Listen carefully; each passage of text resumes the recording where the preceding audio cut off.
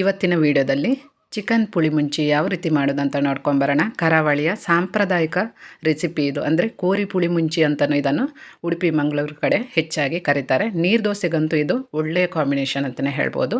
ಎಲ್ರಿಗೂ ನಮಸ್ಕಾರ. ನಾನು ನಿಮ್ಮ ವೀಣಾ ಸತೀಶ್. ವಿಡಿಯೋ ಇಷ್ಟ ಆದರೆ ಸಬ್ಸ್ಕ್ರೈಬ್ ಮಾಡಿ, ಲೈಕ್ ಮಾಡಿ ಹಾಗೂ ಶೇರ್ ಮಾಡಿ. ಇಲ್ಲಿ ನೋಡಿ 1 kg ಅಷ್ಟು ಚಿಕನನ್ನು ನಾನು ತಗೊಂಡಿದ್ದೀನಿ. ಇದನ್ನು ಚೆನ್ನಾಗಿ ಸ್ವಲ್ಪ ಅರಿಶಿನ ಹಾಕಿ ಕ್ಲೀನ್ ಮಾಡಿ ಇಟ್ಕೊಂಡಿದ್ದೀನಿ. ಈ ಕಡೆಯಿಂದ ಒಂದು ಬಾಣಲೆ ತಗೊಂಡು ಅದಕ್ಕೆ 1 ಸ್ಪೂನಷ್ಟು ತೆಂಗಿನೆಣ್ಣೆಯನ್ನು ಹಾಕ್ಕೊಂಡಿದ್ದೀನಿ. ಮಸಾಲನೆಲ್ಲ ನಾವೀಗ ಹುರಿಬೇಕು. 20 ಬ್ಯಾಡಗೆ ಮೆಣಸು ತಗೊಂಡಿದ್ದೀನಿ. ಇದ್ರ ಜೊತೆ ಖಾರಕ್ಕೆ ಬೇಕಾದರೆ ಸ್ವಲ್ಪ 4ರಿಂದ 5 ಗಿಡ್ಡ ಮೆಣಸು ಬೇಕಾದರೂ ನೀವು ಹಾಕೋಬೋದು. ಇದನ್ನು ಚೆನ್ನಾಗಿ ಹುರಿಬೇಕು. ಮೆಣಸು ನೋಡಿ ಈ ಥರ ಉಬ್ಬಿ ಬರಬೇಕು. ಮೀಡಿಯಮ್ ಫ್ಲೇಮ್ ಇಟ್ಟು ಇದನ್ನು ಹುರಿಬೇಕು. ಹೈ ಫ್ಲೇಮ್ ಇಟ್ಟು ಹುರಿಯೋಕ್ಕೆ ಹೋಗಬೇಡಿ. ಇದ್ರ ಜೊತೆನೇ ಬೇರೆ ಎಲ್ಲ ಮಸಾಲ ಹಾಕ್ತಾಯಿದ್ದೀನಿ. 2 ಸ್ಪೂನಷ್ಟು ಕೊತ್ತಂಬರಿ ಬೀಜ. ಕೊತ್ತಂಬರಿ ಸ್ವಲ್ಪ ಫ್ರೈ ಆಗಬೇಕು, ತುಂಬ ಕಲರ್ ಚೇಂಜ್ ಆಗಬಾರ್ದು. ಲೈಟಾಗಿ ಗೋಲ್ಡನ್ ಬ್ರೌನ್ ಕಲರ್ ಬರುತ್ತಲ್ಲ ಅಷ್ಟಾದರೆ ಸಾಕು. ಇದು ಸ್ವಲ್ಪ ಫ್ರೈ ಆದಾಗ 1 ಸ್ಪೂನಷ್ಟು ಜೀರಿಗೆಯನ್ನು ಹಾಕೋಬೇಕು.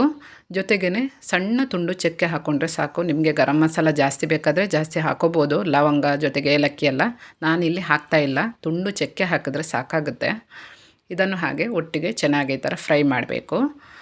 ಇದು ನೋಡಿ ಕಂಪ್ಲೀಟಾಗಿ ಫ್ರೈ ಆದ ನಂತರ ನನಗೆ ಮೆಂತೆಯನ್ನು ಹಾಕ್ಕೊಳ್ಳೋಕ್ಕೆ ಮೊದಲಿಗೆ ನೆನಪೋಯ್ತು. ಮೆಂತೆ ಮೊದಲೇ ಹಾಕ್ಕೋಬೇಕು. ಅದು ಸ್ವಲ್ಪ ಕಲರ್ ಚೇಂಜ್ ಆಗಬೇಕು, ಅಂದರೆ ಸ್ವಲ್ಪ ಲೈಟ್ ಗೋಲ್ಡನ್ ಬ್ರೌನ್ ಕಲರ್ ಬರಬೇಕು ಅದು. ಹಾಗೆಯೇ ಅದು ಪಟಪಟ ಅಂತ ಸಿಡಿಯೋಕ್ಕೆ ಸ್ಟಾರ್ಟ್ ಆಗುತ್ತೆ, ಅಷ್ಟಾದರೆ ಸಾಕಾಗುತ್ತೆ. ಈಗ ನೋಡಿ ಮೆಂತೆಯನ್ನು ತೆಗೆದಿಡಬೇಕು. ನಂತರ ಒಂದು ಬಾಣಲೆಗೆ 1 ಈರುಳ್ಳಿ, 5ರಿಂದ 6 ಬೆಳ್ಳುಳ್ಳಿಯನ್ನು ಹಾಕ್ಕೊಂಡಿದ್ದೀನಿ. ಇದನ್ನು ಚೆನ್ನಾಗಿ ಲೋ ಫ್ಲೇಮಲ್ಲಿ ಹುರಿಬೇಕು. ಸ್ವಲ್ಪ ಕಲರ್ ಚೇಂಜ್ ಆದರೆ ಸಾಕು ಈರುಳ್ಳಿ, ತುಂಬ ಏನು ಗೋಲ್ಡನ್ ಬ್ರೌನ್ ಆಗಬೇಕಂತಿಲ್ಲ. ಇದಕ್ಕಿನ್ನು ಸ್ವಲ್ಪ ಅರಿಶಿನ, ಒಂದು ಅರ್ಧ ಸ್ಪೂನಷ್ಟು ಅರಿಶಿನ ಹಾಕ್ಕೊಂಡಿದ್ದೀನಿ. ನೀವು ಇದನ್ನು ಫ್ರೈ ಮಾಡಬೇಕಂತ ಏನಿಲ್ಲ. ಬೆಳ್ಳುಳ್ಳಿ ಮತ್ತು ಈರುಳ್ಳಿಯನ್ನು ಜೊತೆಗೇ ಒಟ್ಟಿಗೆ ರುಬ್ಬುವಾಗನೂ ಹಾಕೋಬೋದು ಡೈರೆಕ್ಟಾಗಿ. ಇಷ್ಟು ಎಲ್ಲ ಮಸಾಲ ನಾನು ಆಲ್ರೆಡಿ ನೋಡಿ ಸ್ಕ್ರೀನಲ್ಲಿ ಹಾಕಿದ್ದೀನಿ ಏನೆಲ್ಲ ಬೇಕು ಅಂತ. ಸಣ್ಣ ತುಂಡು ಹುಣಸೆ ಹಣ್ಣನ್ನು ಹಾಕ್ಕೊಂಡ್ರೆ ಸಾಕು, ಸ್ವಲ್ಪ ಹಾಕಿದರೆ ಸಾಕು, ತುಂಬ ಜಾಸ್ತಿ ಹಾಕೋಬೇಡಿ.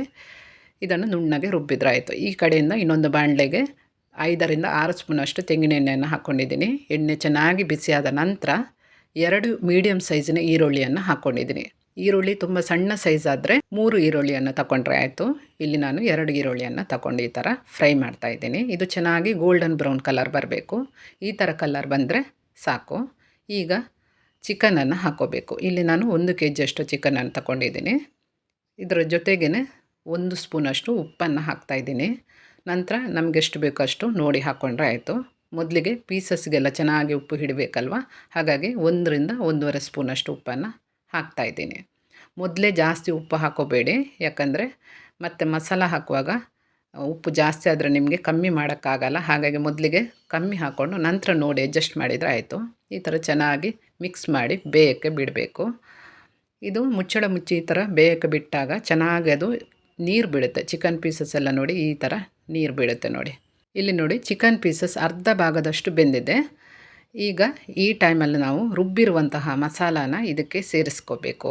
ಯಾಕಂದರೆ ಚಿಕನ್ ಕಂಪ್ಲೀಟಾಗಿ ಬೇಯುವಾಗ ಮಸಾಲೆ ಎಲ್ಲ ಎಳ್ಕೊಂಡು ಚೆನ್ನಾಗಿರುತ್ತೆ, ಅದಕ್ಕೋಸ್ಕರ. ನೋಡಿ ಈಗ ಮಸಾಲಾನ ಇದಕ್ಕೆ ಹಾಕ್ಕೊಳ್ಳೋಣ. ಈ ಥರ ನುಣ್ಣಗೆ ರುಬ್ಬಿರಬೇಕು. ಎಷ್ಟು ಆಗುತ್ತೆ ಅಷ್ಟು ನುಣ್ಣಗೆ ರುಬ್ಬಿ, ತರಿ ಇರಬಾರ್ದು.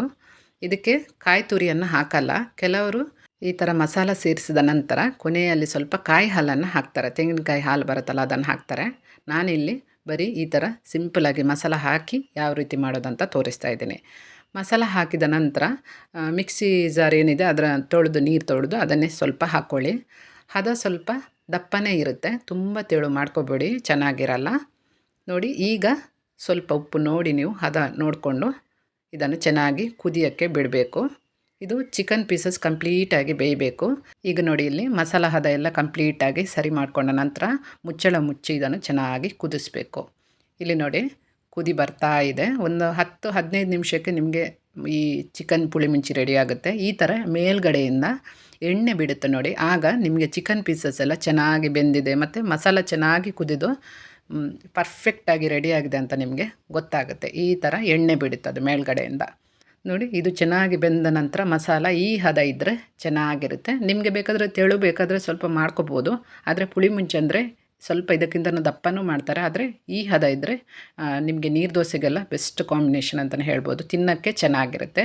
ಜೊತೆಗೆ ವೈಟ್ ರೈಸ್ ಅಥವಾ ಬಾಯ್ಲ್ಡ್ ರೈಸಿಗೂ ಈ ಹದದ ಮಸಾಲ ಮಾಡಿಕೊಂಡ್ರೆ ಚೆನ್ನಾಗಿರುತ್ತೆ. ಅದಕ್ಕೋಸ್ಕರ ಸೂಪರಾದ ಸಿಂಪಲಾಗಿ ಮಾಡುವಂತಹ ಪುಳಿಮುಂಚಿ ಇದು. ನಾರ್ಮಲಾಗಿ ಬ್ಯಾಡಗೆ ಮೆಣಸು, ಹುಳಿ ಮತ್ತು ಸ್ವಲ್ಪ ಬೆಲ್ಲ ಹಾಕಿನೂ ಪುಳಿಮುಂಚಿ ಥರ ಮಾಡ್ತಾರೆ. ಇದು ಮ್ಯಾಂಗ್ಳೂರು, ಉಡುಪಿ ಕಡೆ ಹೆಚ್ಚಾಗಿ ಮಾಡುವಂತಹ ಸಾಂಪ್ರದಾಯಿಕ ಅಡುಗೆ ಅಂತಲೇ ಹೇಳ್ಬೋದು. ಕೊನೆಯಲ್ಲಿ ಸ್ವಲ್ಪ ಕೊತ್ತಂಬರಿ ಸೊಪ್ಪು ಹಾಕಿದ್ರೆ ಆಯಿತು.